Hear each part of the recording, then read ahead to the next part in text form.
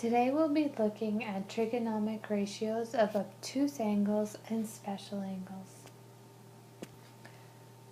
So to begin, the trigonometric ratios of an acute angle can be defined in terms of the coordinates x, y of a point on a grid.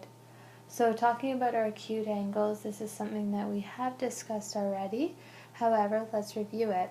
Let P be the point xy on the grid, and let theta be the angle between the positive x-axis and the line segment OP. Let R be the length of the hypotenuse.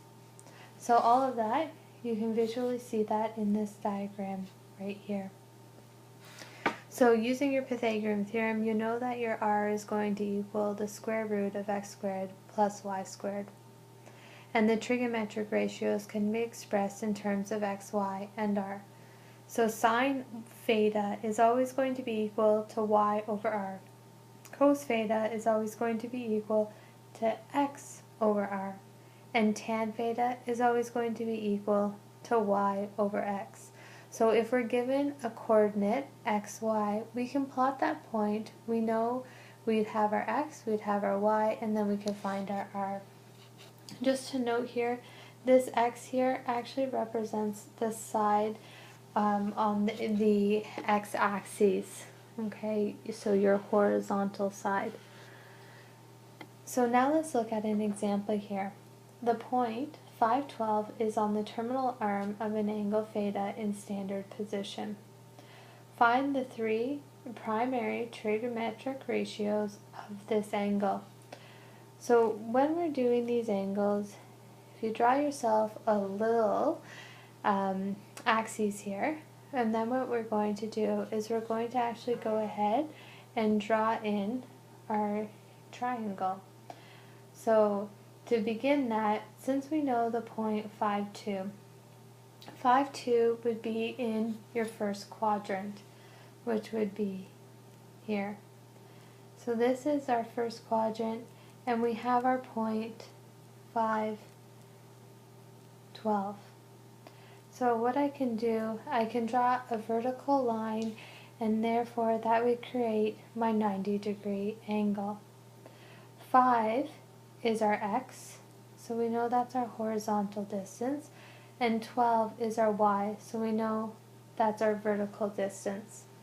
So now what we need to do is we need to go ahead and actually solve for our r. So r is equal to the square root of 5 squared plus 12 squared. 5 squared plus 12 squared, and taking the root of that, we're going to get r is equal to 13. So now we know what our r value is. So we know sine theta is equal to y over r. Y is equal to 12, and we just solved for our r, which is equal to r 13. And then cos theta is going to be equal to our x, so our 5 over our r, which is 13. And tan theta will be equal to our y, which is 12, over our x, which is 5. Also, I want you to know, when we're talking about angle theta is always going to be measured at the origin here, okay? Anytime we're talking about terminal arms, looking at it in standard position, we're always going to use that fact. Also, one other thing that I'd like us to note here, so I'm just going to draw at the top of the page. When we are talking about our x and y axes here, we have 4 quadrants. So we have quadrant 1, 2, 3, and 4. So please take note of that. So now let's look at obtuse angles. If the angle exceeds 90 degrees, we sketch a triangle by drawing a triangle perpendicular to the x-axis. So in example 2, the point -4, 3 is on the terminal arm of an angle theta in standard position. Find the primary trigonometric ratios of this angle. So I always like to start off by drawing a visual. So we have our axes here, okay, our 4 quadrants, and I know the point -4, 3. So starting at my origin, I know I'm going to have to go left 4 and up 3. So this point here is just giving you a visual, so it doesn't need to be exact. So we have the point -4, 3. We can draw our triangle down vertical line, creating a 90-degree angle with the x-axis. So -4 is our x value, so we can label that as -4, and 3 is your y, so we can label our vertical side as 3. So our first step is to find r. We know we can take the square root of 3 squared plus -4 squared, and what we're going to get for r there is 5. And remember, our angle theta is always measured from the origin looking up. So now what we're going to do is we're going to find the primary trigonometric ratios. So sine theta we know is going to be equal to our y over our r. So our y is 3, our r is 5. Cos theta we know is equal to x over r. Our x is -4 over 5. And our tan theta is equal to our y over x. So it's actually 3 over -4, but we always put the negative in the numerator position, so -3 over 4. And there's your trigonometric ratios. So in summary here, for any angle greater than 90 degrees, there is a corresponding acute angle. To find this angle, we draw a right triangle. I also want you to note our cast rule. Our cast rule is really important because it helps us figure out if our trigonometric ratio is positive or negative.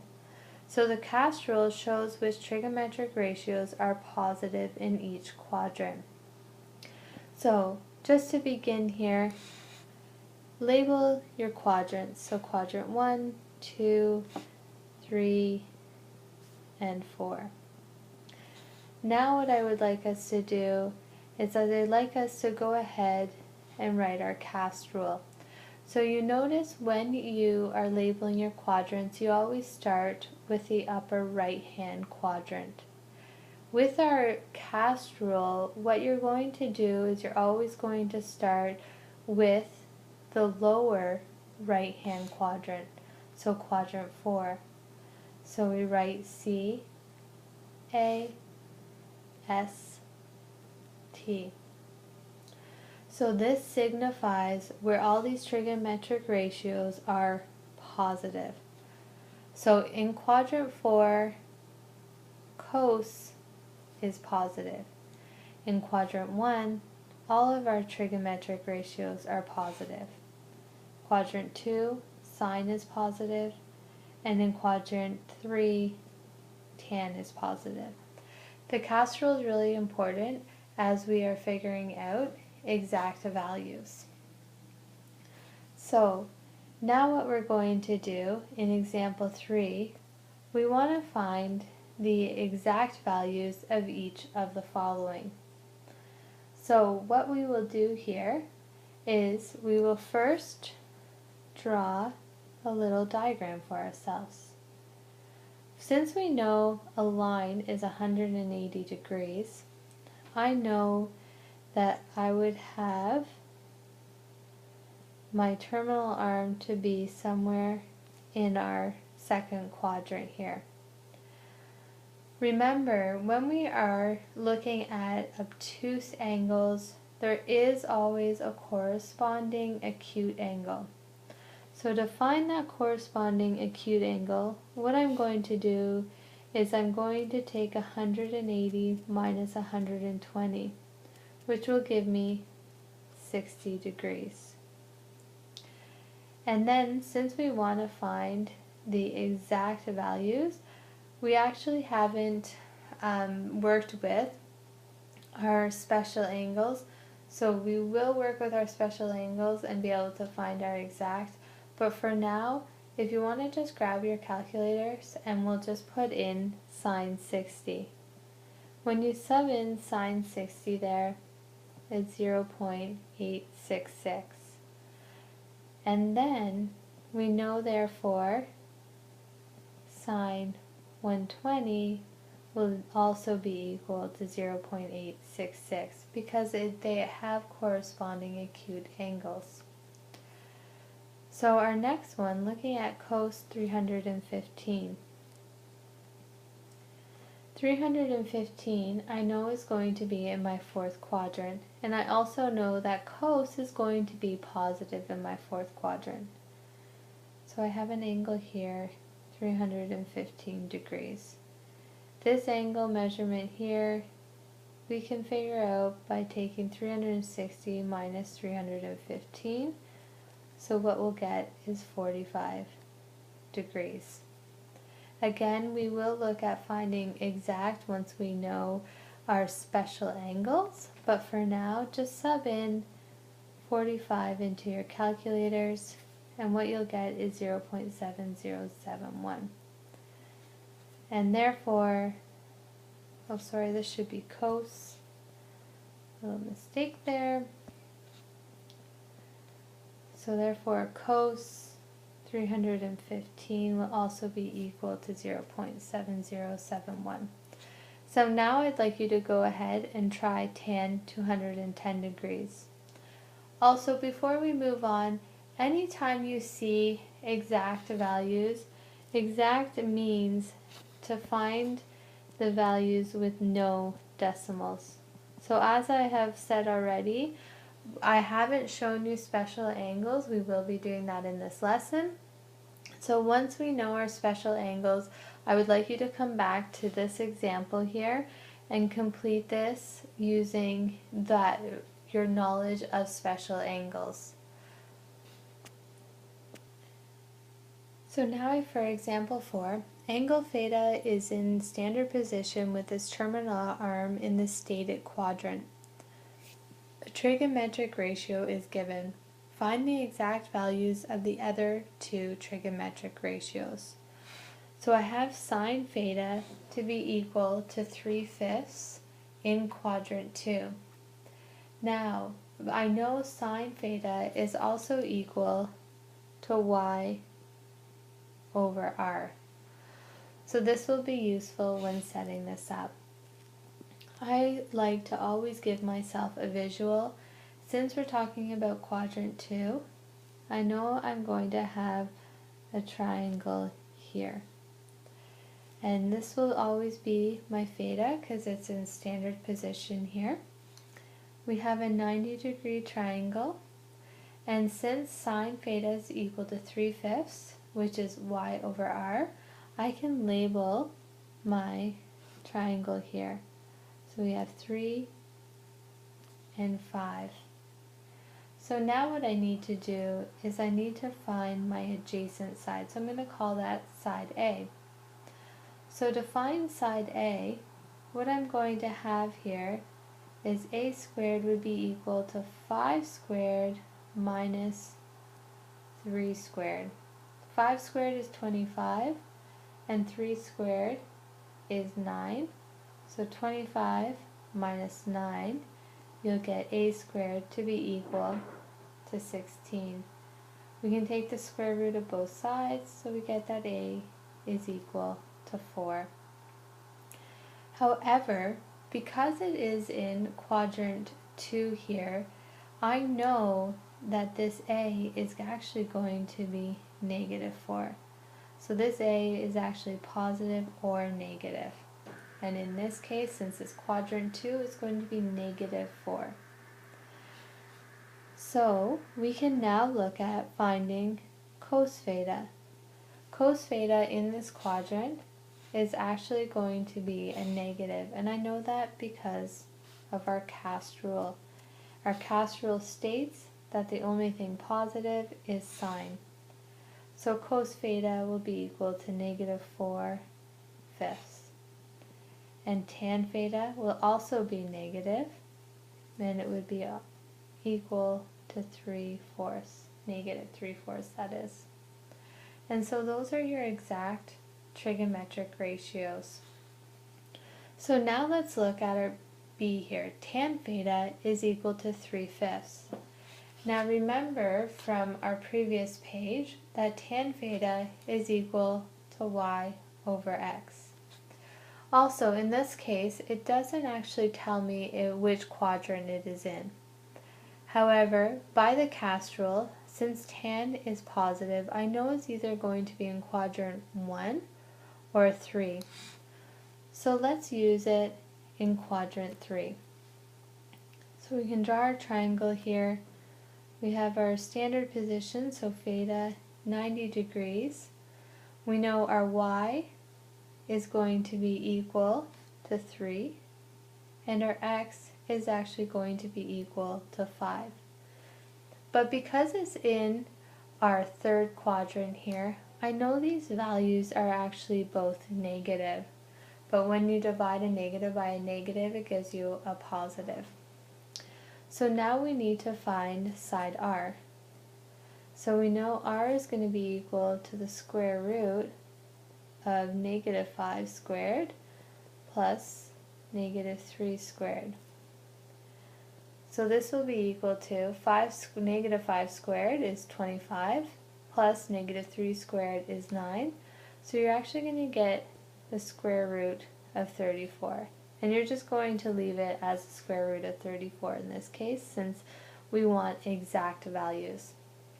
So now I have all the information I need. So sine theta we know is equal to y over x. So it's equal to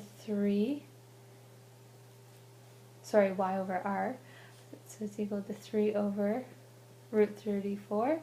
And that 3 is actually negative. And cos theta will be equal to -5 over root 34. So now we can look at example 5. If 0 degrees is less than theta, which is less than 360 degrees, find the possible values of angle theta.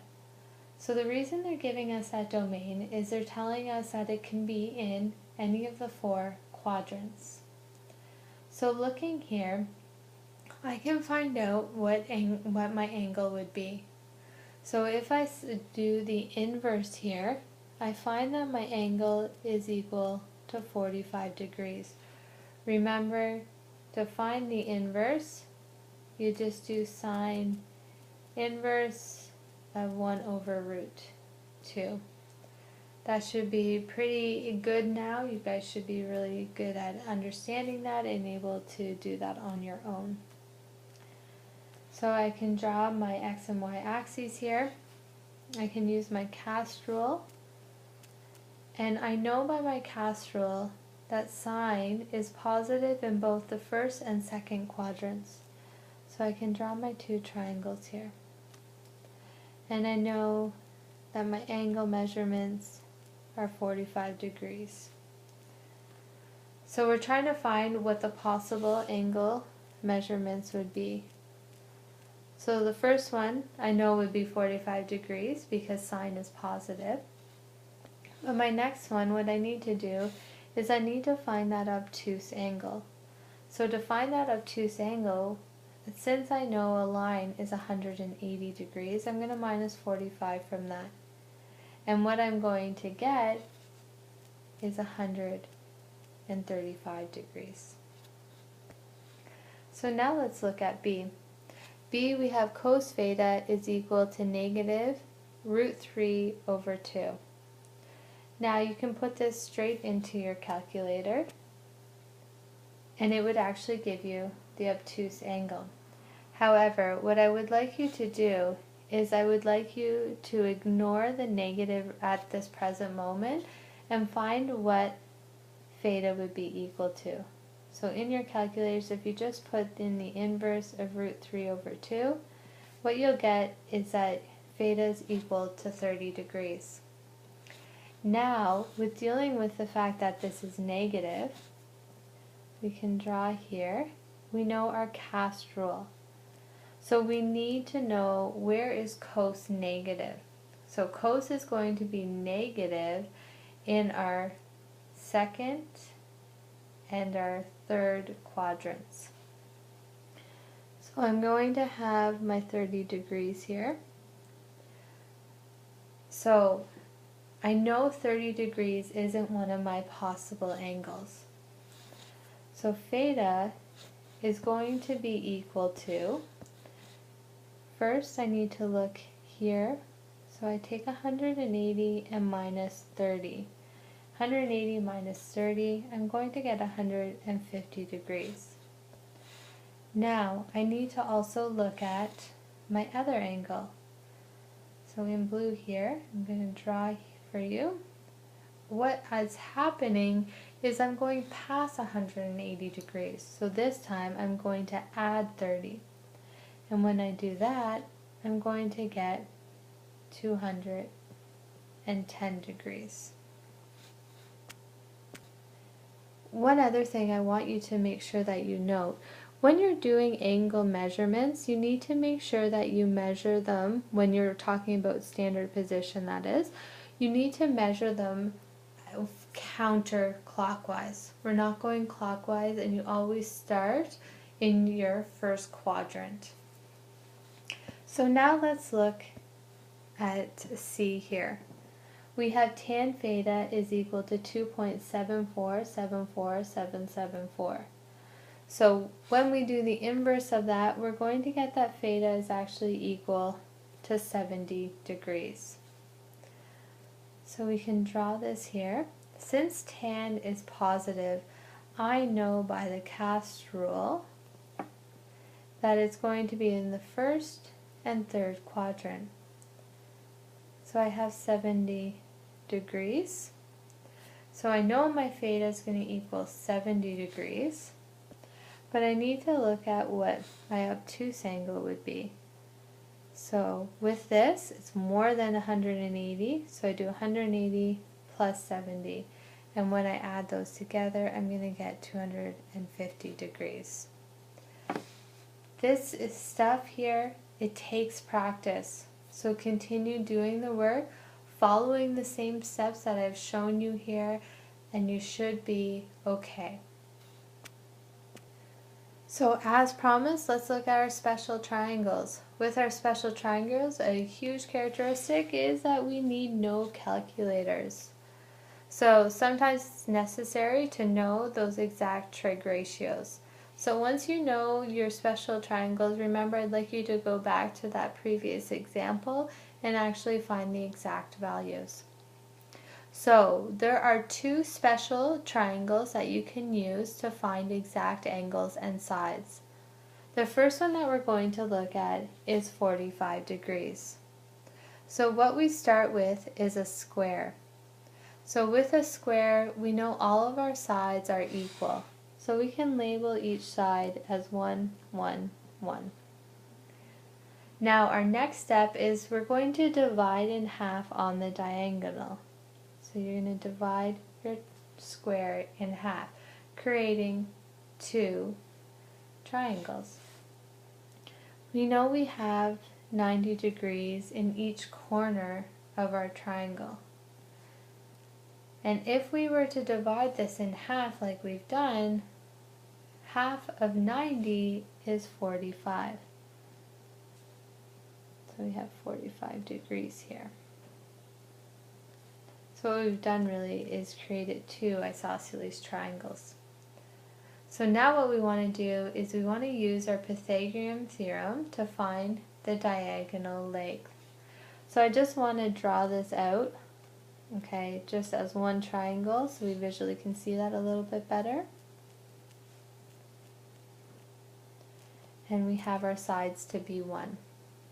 So we need to find r here. So remember, r is just going to be equal to the square root of 1 squared plus 1 squared, which will be equal to the square root of 2. So this is your special angles, special triangles for 45 degrees. Now let's go ahead and look at it for our 30 and 60 degrees. So we're going to start in this case with an equilateral triangle. So label all your sides as 1. Okay, every single side will be 1 measurement, 1 unit. Now, also we know since it's an equilateral triangle, all of our angles would be 60 degrees. Our next step is to divide it in half. So we're going to draw, we're going to draw a line down the middle here, and which happens to create a 90-degree angle. Also, this side length here is no longer 1, it's actually a half, because half of 1 is a half. And also, if we're dividing it in half, half of 60 degrees is 30 degrees. So I'm going to draw my triangle out here. I have 30 degrees, 90, 60 degrees. I have a half and 1. So I just need to find my other side here. Okay? So let's just call that side for now x. So how can we find what x is? Well, to find x, we're going to start with our Pythagorean theorem. So we have x squared is equal to 1 squared minus a half squared. And what we'll get is that x squared is equal to 3/4. We can take the square root of both sides and we'll get that x is equal to the root 3 over 2. So x now, we can replace that with root 3 over 2. So this is another special triangle. So anytime we're working with 45 degrees, 30, or 60, I want you to always refer to your special triangles to find your exact values of trig functions, trig ratios.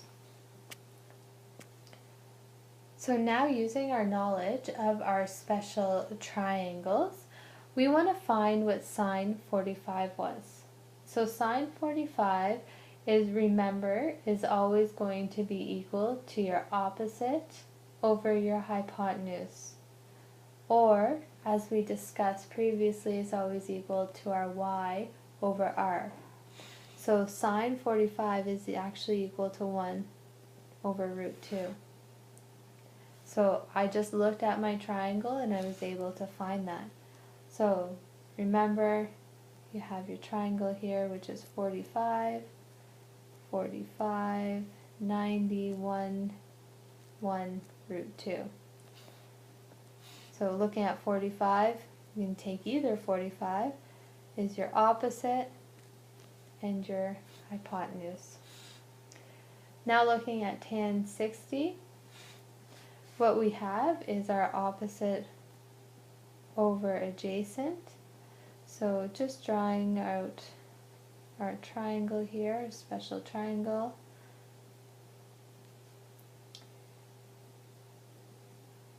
What I have, tan 60 I know is equal to my opposite divided by my adjacent. So my opposite of my 60 degrees is root 3 over 2 divided by my adjacent side, which is a half. Characteristics of fractions, keep my root 3 over 2 times 2 over 1. So what I'm going to get is tan 60 is equal to root 3. And last, I'm going to look at cos 30. So when looking at cos 30 here, what we can do is you can look at your angle 30 degrees, and we know cos is equal to our adjacent over hypotenuse. So our adjacent side is root 3 over 2 divided by our hypotenuse, which is 1. So cos 30 is actually just equal to root 3 over 2. Now in example 2, we want to determine the exact value of sine 45 times cos 45 plus sine 30 times, sine 30 times sine 60. So let's go ahead and solve this. So sine 45 is equal to 1 over root 2. Cos 45 is equal to 1 over root 2, so we multiply those two together, plus sine 30, remember, is always going to be equal to your opposite over hypotenuse, so a half times sine 60, which is equal to root 3 over 2. So we get a half, because when we multiply our radicals together, the root 2 times root 2, it's actually just 2, so a half plus root 3 over 4. We can find a common denominator here, multiply our first fraction by 2, so we get 2 plus root 3 all over 4. And for our last example here, we want to show or prove that tan 30 is equal to sine 30 over cos 30. Now when we are doing any kind of proof, which is something we're going to look at further into this unit, you need to make sure you always follow the same format. I've shown you guys this format before. I want you to set it up as your left side is equal to tan 30 and your right hand side is equal to sine 30 over cos 30. And anytime you're showing or proving, you're never going to cross that equal sign. You want to show that one side equals the other. So tan 30, we know tan is always going to be equal to your opposite over adjacent. So I have a half divided by root 3 over 2. Properties of fractions, I can flip that to 2 over root 3. And what I'm going to get is 1 over root 3, because these 2's here just cancel out. Now let's look at sine 30. Well, sine 30, I know sine is equal to opposite over hypotenuse, which is just equal to a half, divided by cos 30, which is adjacent over hypotenuse, so root 3 over 2. Characteristics again of our fractions, multiply. Now flip the second fraction, these 2's cancel out and we're left with 1 over root 3. Fantastic, these are the same, so therefore left side equals right side.